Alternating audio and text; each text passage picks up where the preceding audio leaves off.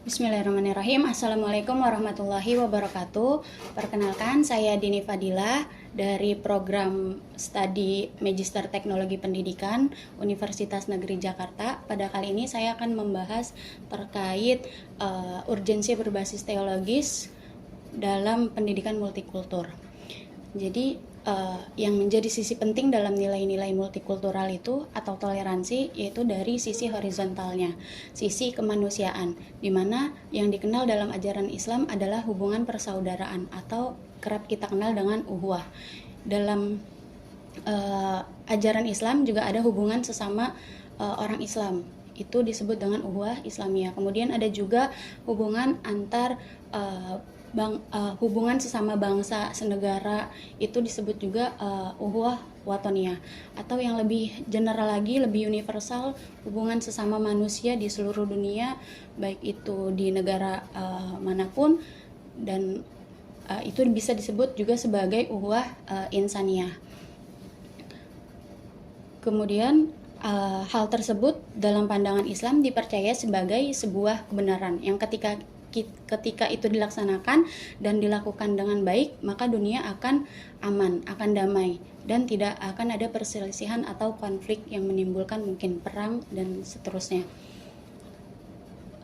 Nah, ajaran Islam dalam pedomannya di Al-Quran pun telah dijelaskan. Salah satunya terdapat dalam Quran surah Al-Mumtahanah, di mana Allah tidak melarang umat Islam untuk bergaul dengan penganut agama lain. Begitupun dengan Quran surah Al-Kafirun ayat 6 yang sangat jelas gitu ya, menunjukkan bahwa bolehnya bertoleransi dalam hal agama atau keyakinan. Dan dalam sunatullahnya, manusia memang sudah sengaja diciptakan dalam kemajemukan. Hal ini terdapat dalam Quran surah Al-Hujurat ayat 13. Bismillahirrahmanirrahim. Inna khalaqnakum min zakari wa unsa wa ja'alnakum syu'uba wa qabaila lita'arafu, yang artinya wahai sekalian manusia, kamu diciptakan dari golongan laki-laki dan golongan perempuan. Yang demikian adalah untuk kamu saling mengenal dan saling berbagi kebaikan.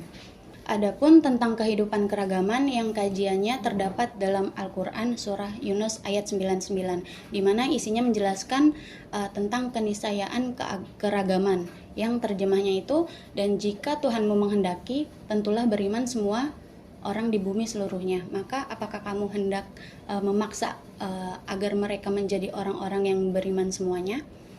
Nah, menurut Husain At-Tabai memandang ayat tersebut itu dapat dipahami bahwa keimanan dan ketidakimanan seseorang itu merupakan sesuatu yang hanya bisa dikehendaki Allah, dan merupakan sesuatu yang tidak dapat dipaksakan oleh siapapun gitu.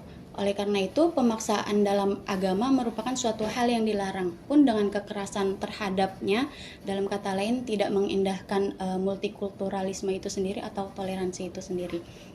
Jadi kemudian teladan Rasulullah pun saat sampai di Madinah gitu ya, Rasulullah tidak menciptakan Madinah itu sebagai negara Islam, melainkan Rasulullah menjadikan Madinah sebagai Darussalam, yaitu negara yang damai, negara yang aman, karena hakikatnya Islam itu adalah representatif dari hal tersebut.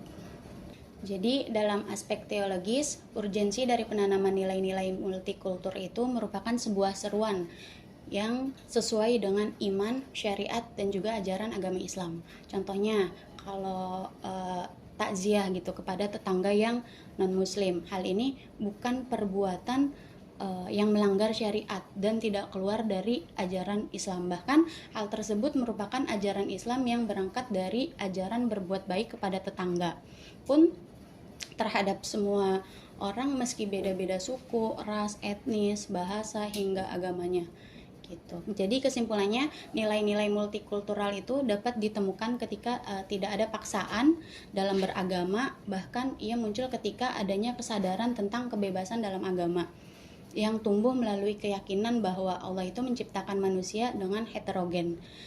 Dan berangkat dari keheterogenan tadi, maka pemikiran bahwa dia juga memberikan perlindungan kepada orang lain yang berbeda dengan kita, khususnya dalam hal agama gitu ya. Jadi suatu hal yang masuk akal.